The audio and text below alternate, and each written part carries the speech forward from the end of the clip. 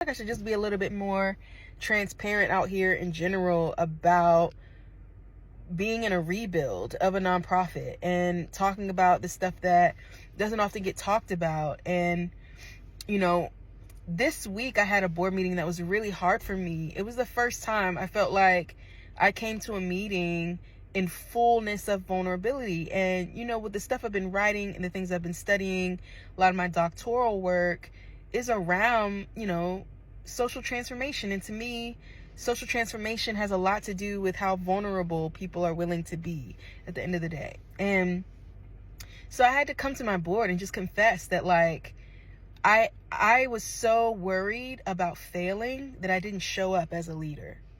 And I realized that, like, I'm a high capacity leader. I'm a person that likes to get stuff done. I'm a hard worker. But I realized that, you know, like, I do a lot of things amazingly well. And then I do other things, like, really not so well, but there are other people who do those things amazingly well.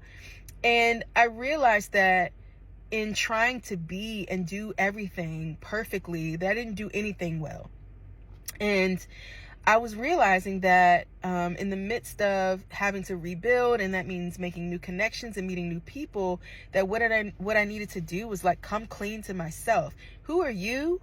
And what are you trying to lead? And what are you trying to do on the earth? Like, what is your unique way of being and doing on the earth? And being okay with that, and being okay that that means that there are some things I just won't do well. But that doesn't mean that the students I'm trying to serve don't get to experience those things. It means I have to find partnerships, and I have to collaborate, and I have to own my limitations. And so I had to do that this week. And it was a really vulnerable board meeting, but it was probably the best board meeting I've had in the, how long have we been here? 6 years that Subculture has been going. And it was really powerful to say, I'm used to tweaking things and tap dancing to get funded, right? And part of that had to do with insecurity that came when my ex and I, or even before we broke up, he used to always say, I hope your business fails. You're going to suck. Your business is going to fail. And he used to say that to me all the time. And so because of that, I think it led me into trying to be whatever the funder wanted me to be. And so when he outed me to all those donors a while back and I lost them all, it was like, yeah, see, this is how nonprofits work. Like, the donors want you to be what they want you to be. And because me being queer had nothing to do with us helping Black students, that never stopped. But they stopped funding us. And in that moment, I realized that, like, yeah, this is how this thing works. And so I spent years, like, doing what everybody else wanted me to do instead of saying, no, this is who I am, and this is who Subculture is. And Subculture was born out of my heart. And if somebody wants something else, that's fine, but it's not going to be Tamisa's thing. And I'm realizing that, and it's coming with so much clarity and power and purpose. And the board is excited, and I'm excited. But here's the thing, right? So we've been out here, and I know that y'all know that we've been fundraising. And we've been fundraising $50,000 for our next cohort of fellows. And guess what? We got half of that. Half of that in 1 week. And I am, like, floored that the lesson here is be you. You know, show up as you.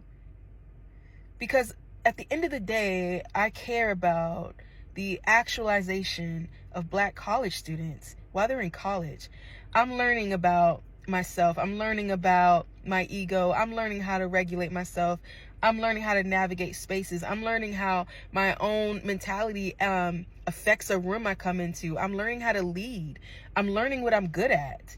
And coming into that space has filled me with so much confidence, and I have so much less shame happening in my life, and so much more authenticity happening in my life.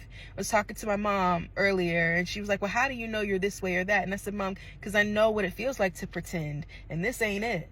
So it feels good, and I want Black students to have that, right? And so that's what we're doing. We're trying to get anything and everything out of the way of that process for them. But I just wanted to share that for those who are trying to build something, or you feel like it's not hitting. And for anybody that knows me and who's been rocking with me for any amount of time, especially in the last 6 years, you know how tumultuous the subculture journey has been. And I think that we've really rounded a corner, because I know who I am, and I know why I'm here, and I know what I want to do, and I know what my dream is for Black students. And I think that Black students are going to change the world, because Black students always change the world. The question is, what kind of leaders will they be? And that's what subculture is trying to do. We're trying to raise up soulful leadership by removing those barriers to their self-actualization.